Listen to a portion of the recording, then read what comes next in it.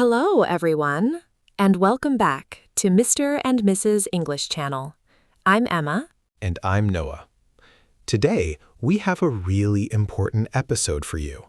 We're talking about English listening practice, the kind you actually need, not just the kind that looks good on paper. That's right. So if you're at a B1 or B2 level, this episode is made for you. We're going to speak slowly, clearly, and we're going to use real, natural English, the kind people actually use in daily conversations. Exactly. And by the end of this episode, you will understand why listening practice is so important and how to do it the right way. Before we start, a quick note. If you're new here, this podcast is made specifically for English learners. We speak at a slower pace, we use clear pronunciation, and we explain useful words and phrases along the way. So whether you're commuting to work, walking your dog, or just relaxing at home, this episode is perfect for training your ears. Grab a notebook if you can, because we'll share some useful phrases today that you can use in your own conversations. All right, let's get started. So Emma, let me ask you something. Out of all the English skills, reading, writing, speaking, and listening, which one do you think is the hardest for learners? Honestly, I think it's listening. A lot of my students can read a text perfectly. They understand grammar rules really well. But when a native speaker talks to them normally, at normal speed, they get lost. Yeah, I agree completely. And I think there's a simple reason for this. When we read, we control the speed. We can stop, go back, read a sentence again. But when we listen, the speaker doesn't stop for us. Exactly. Real conversations move fast. People connect words together. They drop sounds. They use casual expressions. And if your ears are not trained for that, it feels like everyone is speaking too fast. So today, we want to help you fix that. We're going to talk in a natural way, but slow enough for you to follow every single word. And we'll explain some useful phrases along the way, so stay with us. Okay, so let's talk about something important. A lot of learners think, I watch movies in English, so I'm practicing listening. But is that really enough? That's a great question. Watching movies is helpful, but it's not always the best practice, especially for beginners or intermediate learners. Why? Because movies use fast dialogue, background music, sound effects, and sometimes slang that's hard to understand. Right. So what should learners do instead? I always tell my students, start with content made for learners. Podcasts like this one, graded listening materials, slow news podcasts. These are perfect for training your ear, step by step. That makes sense. It's like you wouldn't start weightlifting with the heaviest weight in the gym, right? Exactly. You start light and you build strength, slowly. Listening is the same. You start with slow, clear audio, and gradually you move to faster, more natural speech. I love that comparison. So, step 1 is choosing the right material for your level. Yes, and step 2 is listening actively, not passively. Okay, Emma, can you explain the difference? Active listening and passive listening? Sure. Passive listening is when you just let the audio play in the background. Maybe you're cooking or driving, and English is playing, but you're not really focused on it. I think a lot of people do that, thinking it will magically improve their English. Right. And it does help a little. It trains your ear to the sounds of English. But active listening is much more powerful. So, what does active listening actually look like? Active listening means you sit down, you focus completely, you listen carefully, and you try to understand every sentence. Sometimes you pause the audio, you repeat a sentence, you write down new words or phrases. And sometimes you might not understand a sentence, even after listening 3 or 4 times. What should learners do then? Great question.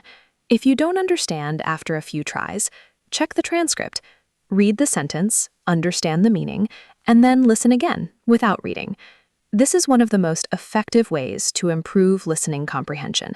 That's really useful advice. So, to summarize, passive listening is good for exposure, but active listening is what actually improves your skills. Exactly right. Can I add one more thing here, Emma?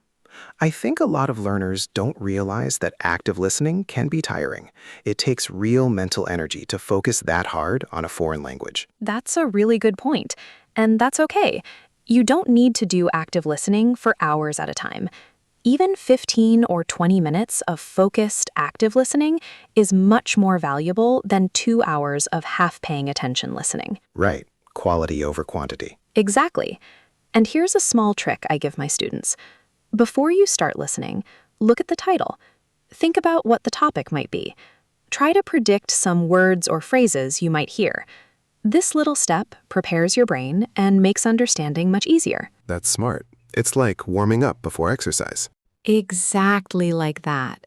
You're warming up your brain for the language before the real listening begins. Let's talk about some common problems now. Emma, what are the biggest listening problems you see in your students? The number one problem is connected speech. In natural English, we don't say every word separately. We connect them.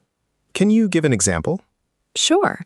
Instead of saying, "What are you doing?" clearly, word by word, native speakers often say, "What you doing?" or "What are you doing?" The words blend together. That's true. I do that all the time without even thinking about it. Exactly. And for learners, this is confusing because they learn the words separately in their textbooks. But real speech doesn't sound like a textbook. What's the second biggest problem? Speed. Native speakers talk fast in daily life, and learners aren't used to processing information that quickly in a foreign language. That's exactly why we're speaking slowly today in this podcast. We want you to get used to clear pronunciation first, and later you can move to faster content. Yes, and the third problem is vocabulary gaps. Sometimes you understand the grammar, you understand the speed, but there's one word you don't know, and it breaks your understanding of the whole sentence. So what's your advice for that? Don't panic. If you miss one word, keep listening. Try to guess the meaning from context. You don't need to understand 100% of every conversation. Understanding 80 or 90% is usually enough. That's such important advice. A lot of learners stop and worry about every single word they miss, but that actually makes listening harder. Exactly. Relax, keep listening, and the meaning usually becomes clear. All right, let's give our listeners some practical tips now. Emma, what's your first tip? My first tip is listen every single day, even if it's just 10 minutes. Consistency is more powerful than long study sessions once a week. I completely agree. 10 minutes a day is much better than 2 hours once a week. My second tip is shadow what you hear. This means you listen to a sentence and then you repeat it immediately, trying to copy the rhythm and pronunciation. Shadowing is amazing for listening and speaking. It trains your ear and your mouth at the same time. Exactly. My third tip is use subtitles wisely. When you're a beginner, use subtitles in your own language. When you're intermediate, use English subtitles. And when you're advanced, try listening without any subtitles at all. That's a great progression. My tip is, don't just listen to podcasts and videos. Talk to real people. Real conversations are unpredictable. You can't prepare for them. This is the best training for real-world listening. Yes, and even if you don't have someone to talk to, you can practice by watching interviews or unscripted conversations. Those are more natural than scripted content. Another tip, take notes while you listen. Write down new vocabulary. Write down phrases you didn't understand. Then look them up later. That's such a good habit. And my final tip is to listen to the same content multiple times. The first time, you might understand 60%. The second time, maybe 80%. By the fifth time, you might understand everything, including the small details. Repetition really is the key. A lot of learners jump from one video to another, always looking for something new. But repeating the same content several times trains your brain much more effectively. Exactly right, Noah. Now, I want to talk about something that confuses a lot of learners: accents. Oh, this is such a big topic. So many learners study English with one accent, usually American or British, and then they meet someone with a completely different accent, and suddenly they can't understand anything. Exactly. I remember one of my students, she learned English mostly from American movies. Then she traveled to Scotland for a work trip, and she told me, "Emma, I couldn't understand a single sentence for the first 2 days." That's so common. And it's not because her English was bad. It's because her ears simply weren't trained for that particular accent. Right. So my advice is, once you reach an intermediate level, start exposing yourself to different accents. Listen to British English, Australian English, Indian English, Irish English, South African English. You don't need to master all of them, but just hearing them a few times trains your brain to recognize different sounds and rhythms. Exactly. And here's an interesting fact. English is spoken as a first or second language by people all over the world. So realistically, you're more likely to talk to someone with a non-standard accent than a perfect textbook accent. That's such an important point. In business, in travel, in online meetings, you'll meet English speakers from every corner of the world. So don't panic if an accent sounds strange at first. Give your ears time to adjust. After a few minutes of listening carefully, most accents start to make much more sense. And remember, this podcast, for example, Emma and I, we speak fairly clearly and slowly for you, but real life won't always sound like this. So use podcasts like ours as a starting point, and then gradually challenge yourself with more diverse, natural content. Great advice, Noah. Okay, now let's do something fun. We're going to give you a short listening exercise right now in this episode. Yes, listen carefully to the short story I'm about to tell. Try to understand the main idea and some details. Go ahead, Eva. Okay, here it is. Last weekend, I went to the market with my sister. The weather was beautiful, sunny but not too hot. We bought fresh vegetables, some fruit, and a bag of coffee beans. After shopping, we sat at a small cafe and drank coffee together for almost an hour. It was a simple day, but a really happy one. Great story, Emma. Now, listeners, try to answer these questions in your head. Who did Emma go to the market with? What was the weather like? What did they buy? And where did they sit after shopping? Take a moment to think about your answers. Okay, let's check. Emma went to the market with her sister. The weather was sunny, but not too hot.